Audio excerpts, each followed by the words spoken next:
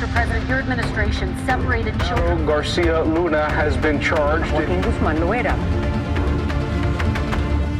Entre Washington y México por Jesús Esquivel. Esta es una producción de Fluxus Comunicaciones. Este es el podcast de Entre Washington y México, con la agenda bilateral y sus protagonistas en voz de Jesús Esquivel.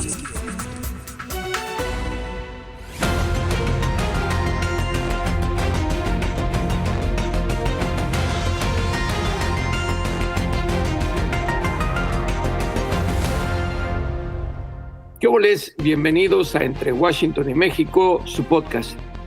Donald Trump es otra vez presidente de los Estados Unidos y llegó, como dijo, con la espada desenvainada y con políticas antimigratorias que ha estado materializando a través de órdenes ejecutivas, no con el poder legislativo.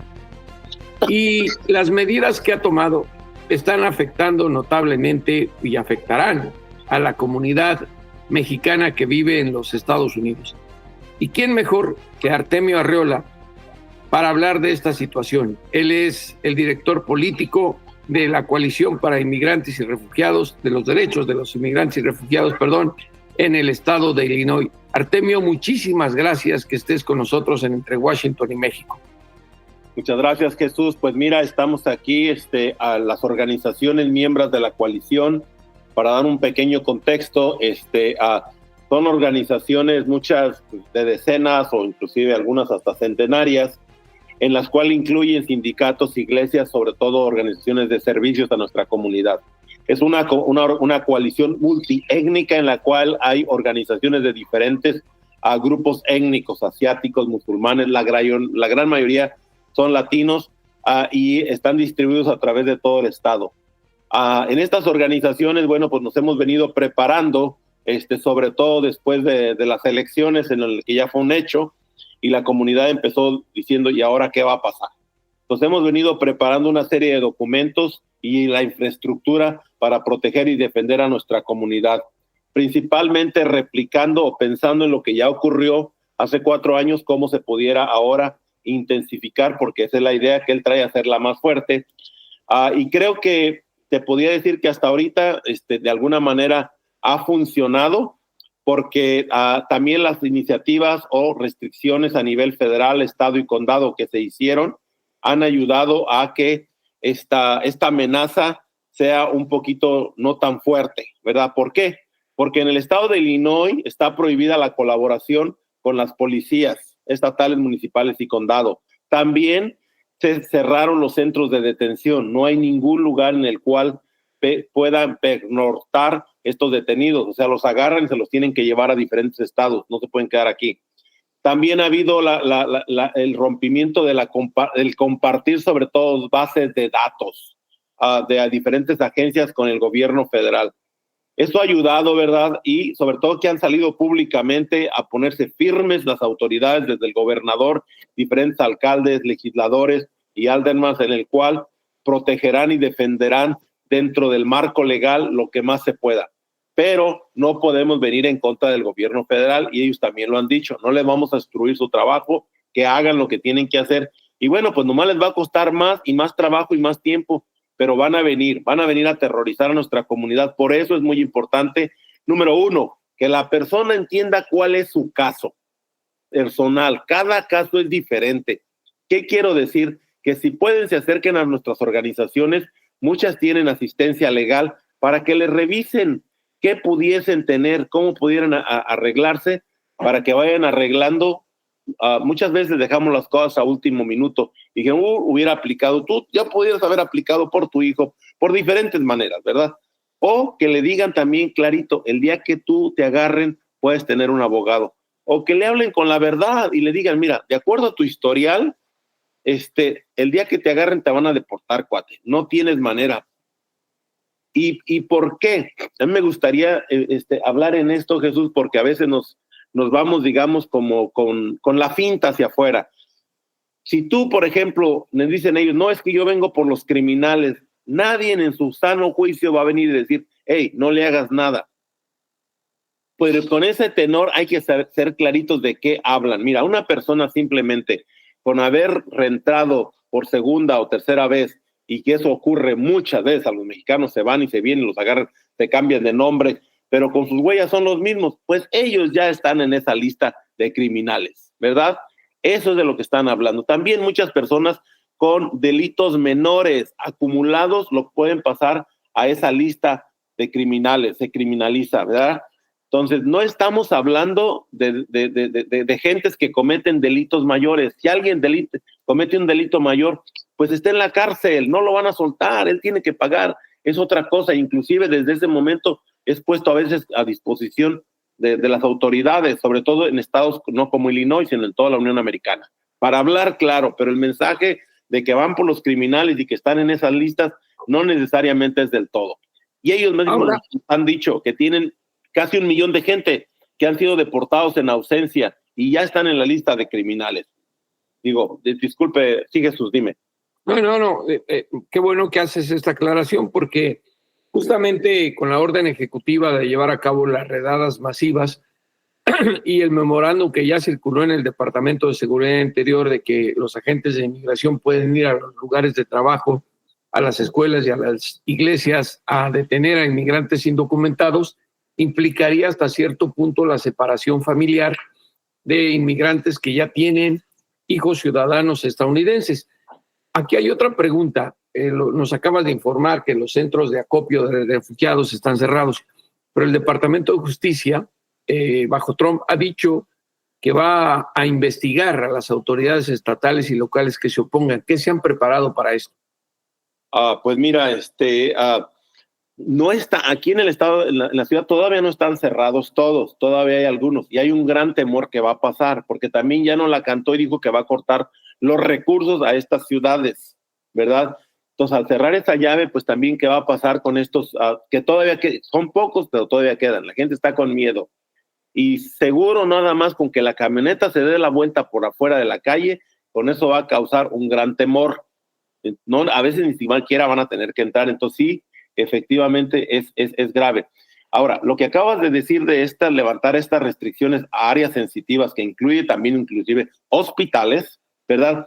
No sabemos qué va a pasar. La gente en el momento acaban de estar llamando y pensando, estamos recibiendo las llamadas, que piensan que ya van a venir a iglesias, hospitales y las escuelas.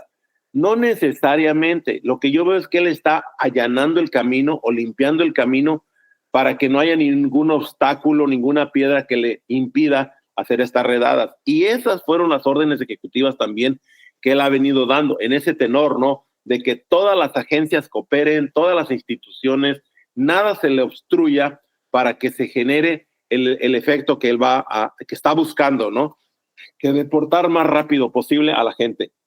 Sí, claro, esta situación va a venir acabando en que sí, mucha gente se va a ir autodeportando.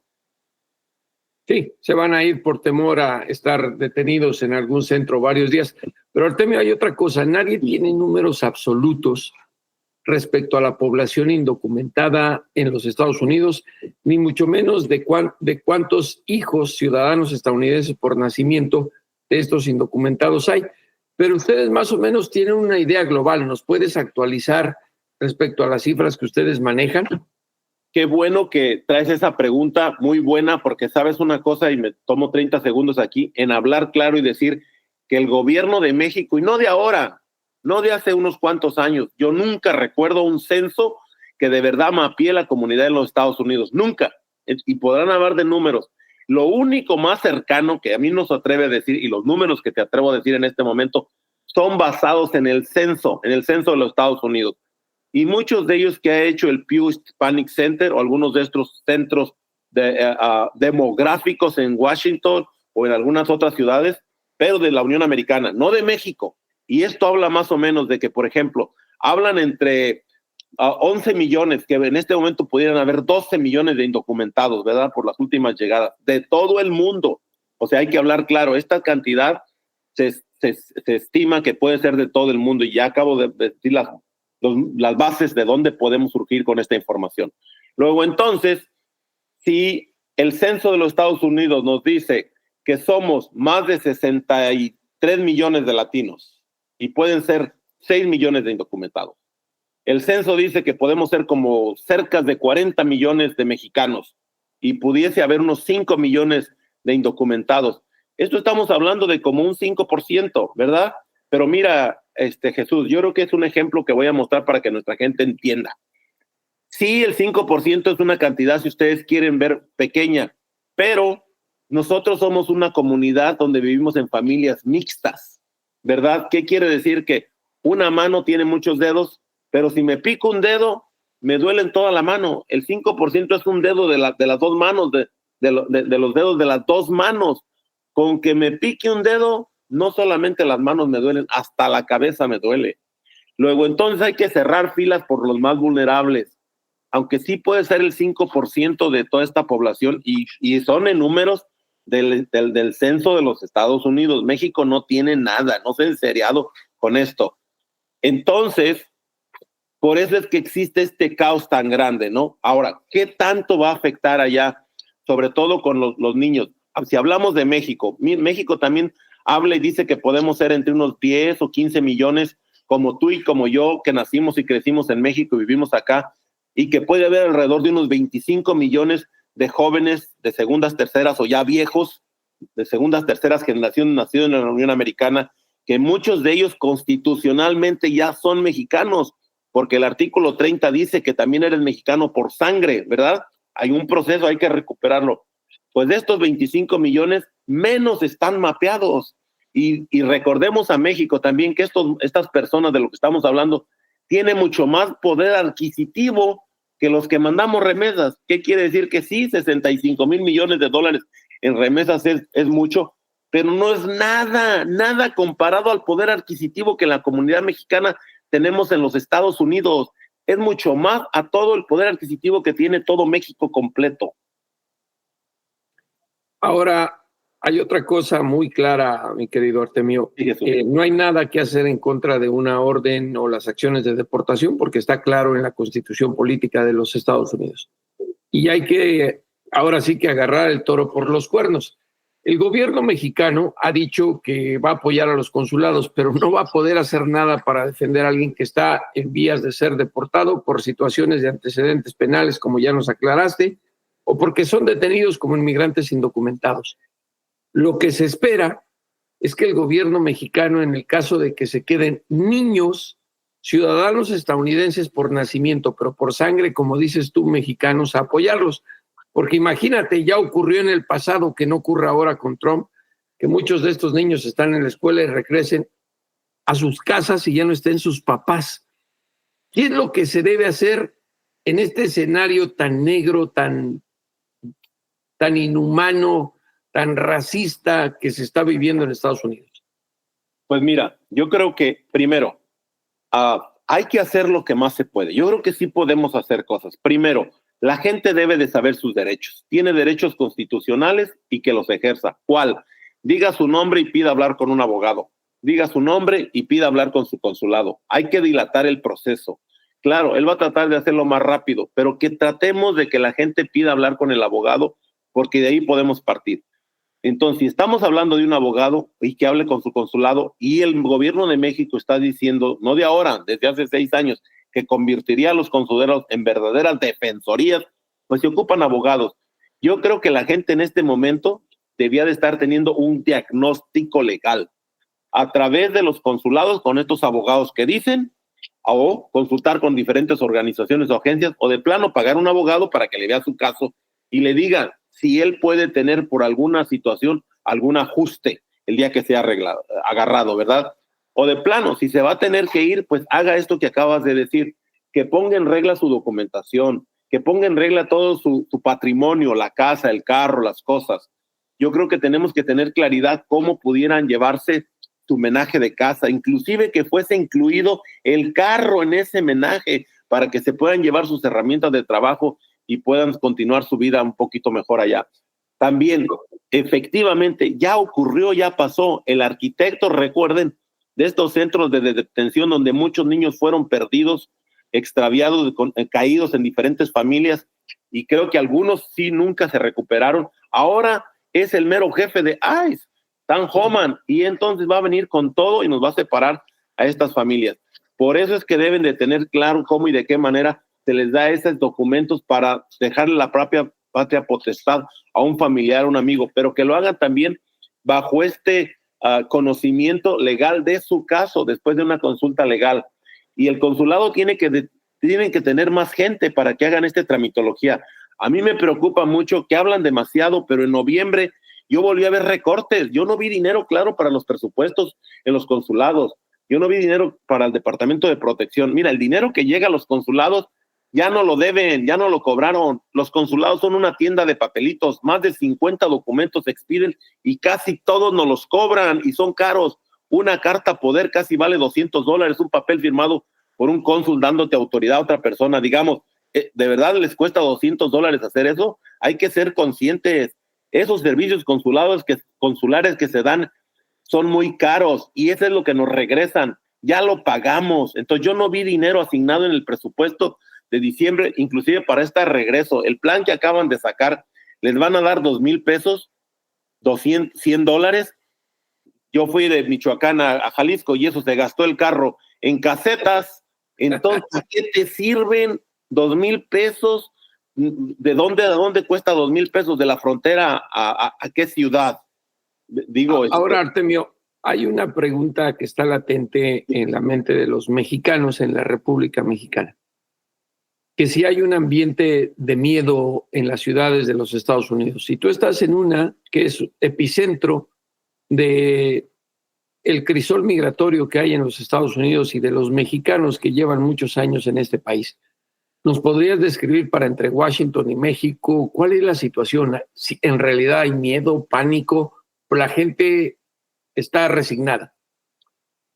Mira, no estamos resignados, vamos iniciando, ¿verdad? Ahorita te diré que tenemos una línea de ayuda, tenemos una infraestructura de respuesta rápida, que las organizaciones han puesto su personal para defender, ayudar y preparar en estas deportaciones. La gran mayoría de lo que hemos estado a verificar son rumores, no está ocurriendo, pero hay otras que sí. Hace ratito me mandaron un texto, ya mandamos algunos, dijeron, sí, ya estamos viendo. Fueron a una escuela del barrio, a la escuela Tepeyac. No lo dejaron entrar, clarala. Ahora, ¿con qué intención o a quién fueron a buscar a la escuela? Obviamente es a causar miedo y que la comunidad sepa que ahí están. Yo no sé si se iban a llevar a nadie, no tenemos todavía, te estoy hablando de un caso que acaba de pasar y no sé los detalles, pero para nosotros es continuar esta psicosis colectiva, causar el miedo. Recordemos que esto lo hicieron también en la administración pasada, donde hubo redadas sensacionales. Un día, el día más significante para los mexicanos. Podrás no ser católico, podrás ser lo que tú quieras, pero eres guadalupano. Pues un 12 de diciembre, en Las Polleras, en el centro y el sur de Illinois, le cayeron el mismo día en coordinación. Y a un sindicato que estuvo en contra de ellos, el Sindicato de Trabajadores de los Alimentos de los Estados Unidos, del UFC Workers.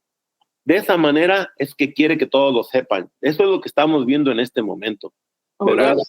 Ahora, Artemio, nos quedan 3 minutos y esperamos más adelante tenerte para cuando estén ocurriendo y ojalá no de esa manera. Pero te quiero preguntar algo. Se habla de los demócratas, pero los demócratas ya quedaron rebasados por el resultado de la elección. En los próximos 2 años, los demócratas no van a poder hacer nada en el Congreso porque son mayoría los republicanos en ambas cámaras. ¿Qué esperar del liderazgo demócrata e incluso de los legisladores de origen hispano, latino en el Congreso? Pues mira, yo creo que de la manera que lo estás planteando este tema acaba siendo político electoral una vez más. Aquí en Illinois hubo una reducción como del 14% del voto por los demócratas y mucho de ello tuvo que ver con la imagen que causó el gobernador de Texas de la manera que estuvo enviando a los inmigrantes, tirándolos en plazas públicas y que la ciudad y el estado se levantaron, los protegieron y los defendieron. Porque causaron un efecto público en la gente. Y entonces eso les ayudó a los republicanos con el tema. Lo van a seguir usando, este sensacionalismo. ¿Por qué? porque aquí no hay dinero de los gobiernos para las campañas y son cada 2 años. Hoy, antes de haber entrado Trump a la Casa Blanca, Tom Homan vino en noviembre aquí a Chicago a una recaudación de fondos. A eso vino y dijo que aquí sería el epicentro y vino a recaudar fondos para la próxima campaña. Luego entonces esto lo están haciendo otra vez con un tinte político electoral porque hay elecciones en el estado y vienen a atacar a distritos y estados y ciudades demócratas. Ya lo hicieron, les funcionó, lo van a volver a hacer. Entonces tienen que estar claros cómo se van a levantar. Siendo claritos, y no es menospreciar, pero en la Casa de Representantes los republicanos tienen los suficientes votos para hacer lo que quieran hacer. En el que pudiese haber un poquito más de freno sería en el Senado, pero no lo hubo, ya pasó una ley y no se levantaron, o sea, votaron por más de 60 y creo que fueron 64 votos. ¿Cuántos de esos fueron demócratas? Más de 10. Entonces, y con esos números ellos tienen para brincar el filibuster. Ese sería el que tuviesen para frenar muchas cosas que yo no lo veo haciéndolos, y eso me preocupa. ¿Por qué? Porque una iniciativa que a lo mejor va a ser, bueno, ya fue retada, ya hay demandas, lo de la enmienda 14, lo de la ciudadanía, que tendría que venir al Congreso, pero el Trump ya se está extralimitando. Si las cortes no lo detienen, él va a decir por más. Pero lo menciono porque esto tendría que ser a través del Congreso. Yo no veo en la Cámara de Representantes, ni no solamente de latinos, de todos los demócratas deteniendo a los republicanos, porque no tienen los votos. Y en el Senado, que pudieran detenerlo por el filibuster, ya no lo hicieron. Ya vimos un ejemplo hace unos días. Entonces, está muy preocupante. Y si siguen las cosas así, yo veo que en la próxima elección de 2 años, el presidente Trump continúe teniendo más votos en ambas cámaras. Pues un escenario bastante pesimista el que se ve políticamente, y ojalá, Artemio, no se materialicen muchas de las amenazas que se ven sobre la población latina, mexicana en los Estados Unidos. Y pues muchísimas gracias a organizaciones como la tuya que hacen su mejor esfuerzo por tratar de proteger y sobre todo que se reconozcan los derechos de esta población.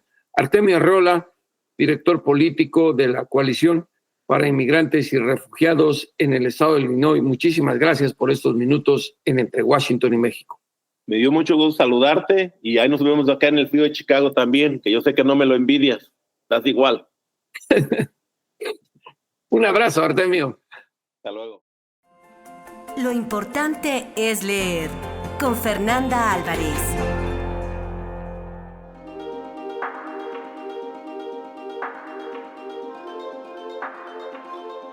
Y ya llegó, siempre con su carrito de libros, mi querida Fernanda Álvarez, porque ya lo saben, lo más importante es leer. Fer, ¿qué nos tienes esta semana? Hola, querido Jesús. Pues ahora les traigo 2 novelas para seguir empezando el año. Y la primera de ellas es un autor del que ya les he platicado, que es Pedro J. Fernández. La otra vez les platiqué de una edición especial de Mexicanas que hicieron historia. Y ahora trae esta novedad que se titula El ocaso del águila. Y es una serie que él va a trabajar que se titula El juego de la silla y tiene que ver con este México del siglo XX, ¿no? Entonces, en esta primera entrega pone en contexto y en discusión, digamos, las figuras de Porfirio Díaz y de Francisco I. Madero. Porfirio Díaz, como siempre, aferrado a la silla presidencial, mientras que Madero, pues con su deseo, ¿no?, de coquetear justo con la silla presidencial.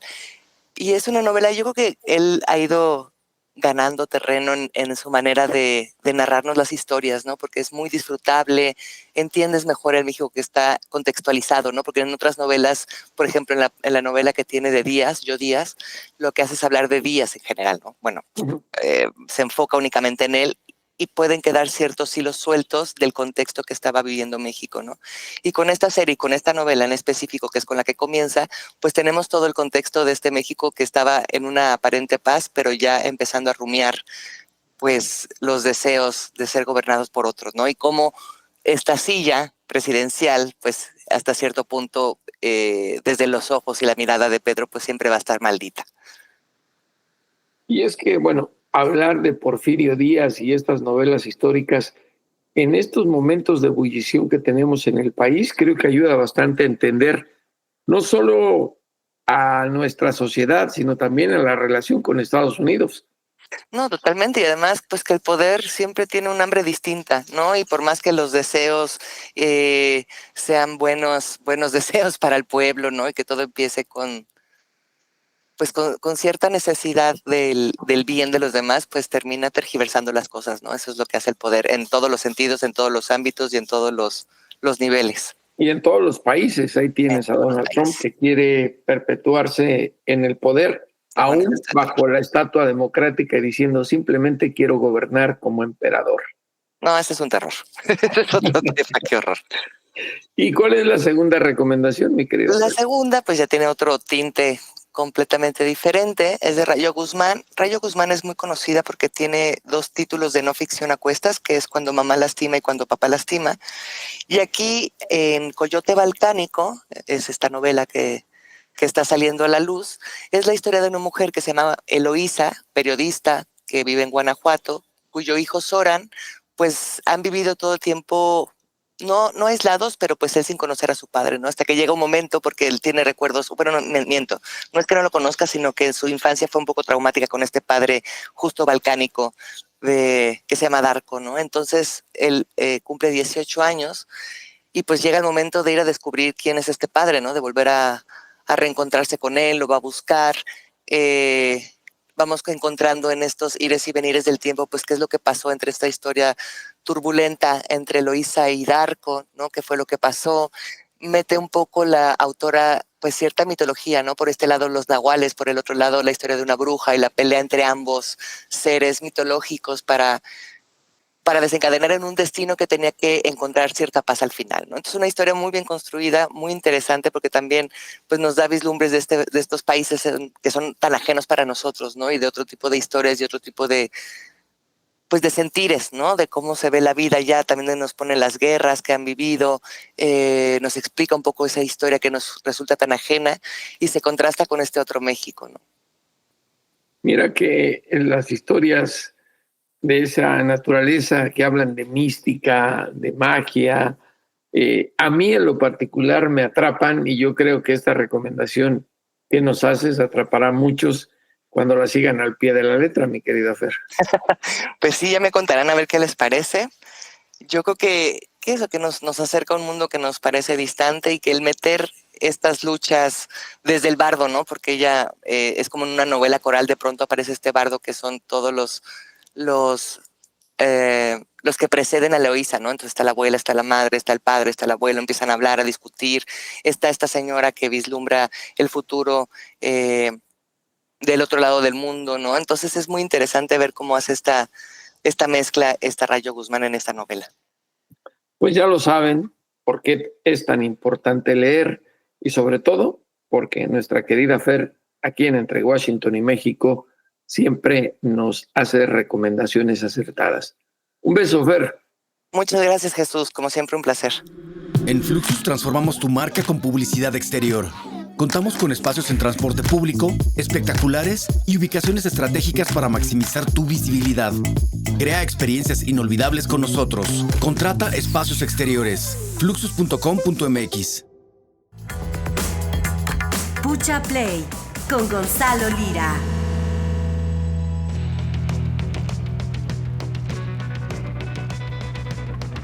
Y bueno, como cada martes en Entre Washington y México, ya está aquí Gonzalo Lira Galván y Pucha Play. ¿Qué nos tienes, mi querido Gonzalo?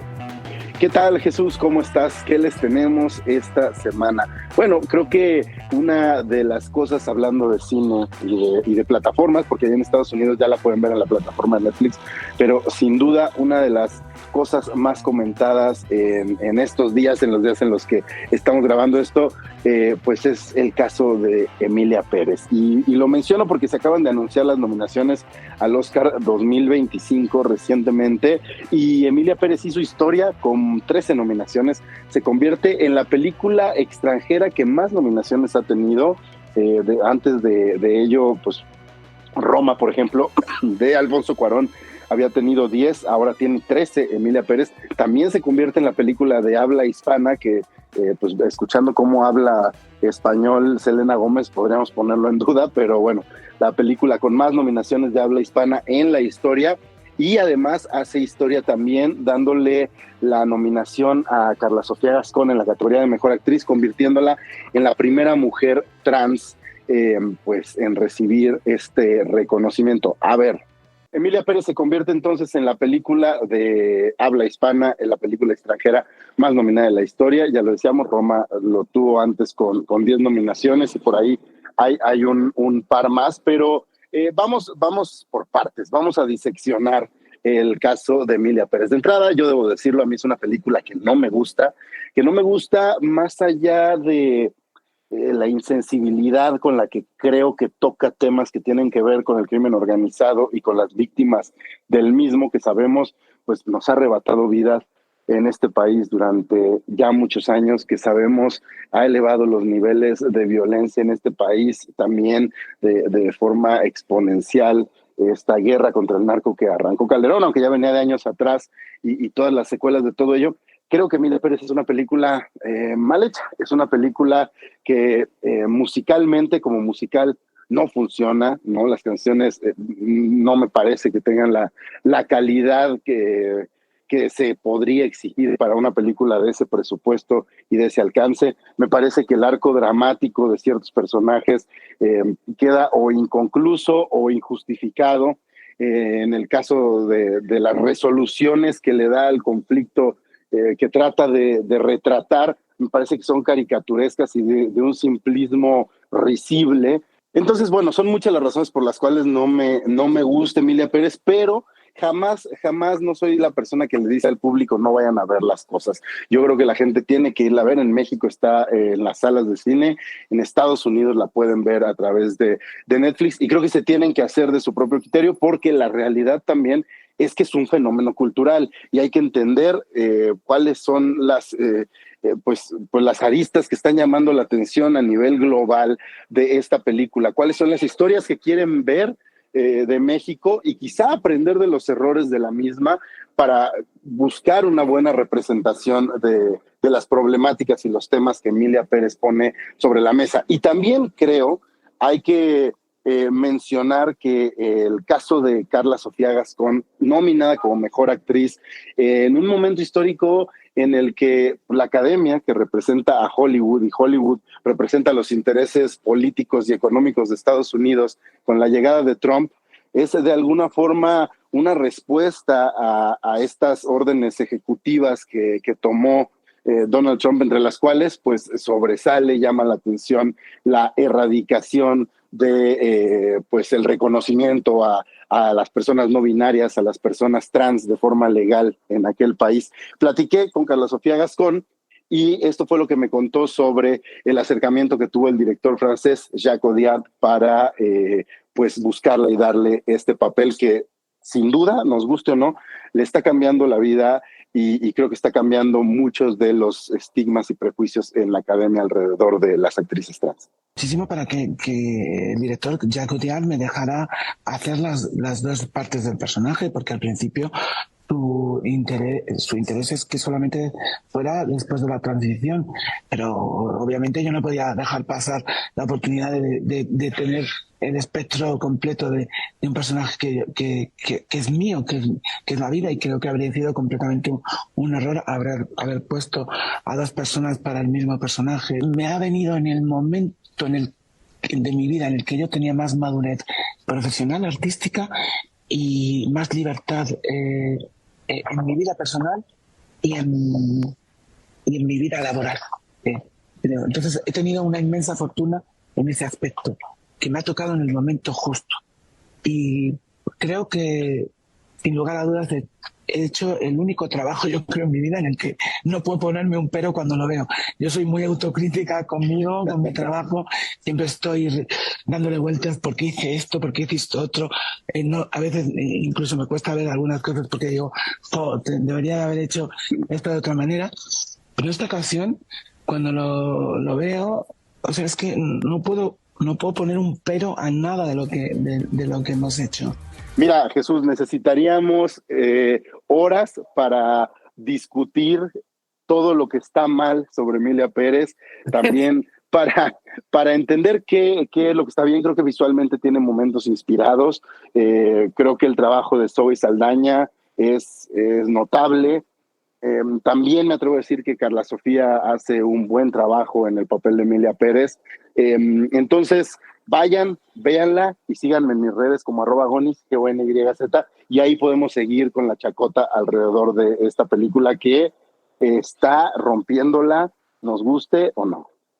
Y vaya qué ironía, un musical para hablar de algo tan trágico que sobre todo a un país como a nosotros nos llega muy a fondo, Gonzalo. Mira, que la vea la gente, y la próxima semana te comparto la entrevista también que tuve con su director Jacques Audiard, porque en el Festival de Morelia precisamente lo confronté y le pregunté por qué eligió un género que suele ser festivo, que suele ser alegre, para retratar una realidad que a tantas personas nos ha lastimado en nuestro país. Le tomamos la palabra a Gonzalo Lira Galván, y por eso aquí en Entre Washington y México es indispensable. Él también, como Trump, siempre con la espada desenvainada, pero para defendernos. Abrazo, Gonzalo. Qué llevado, abrazo. Y ahora sí, a los criminales y a los políticos, devuélvanos a ese México que nos arrebataron. Hasta la próxima, aquí en Entre Washington y México, el podcast. Esto fue Entre Washington y México, una revisión semanal por la agenda bilateral y sus protagonistas.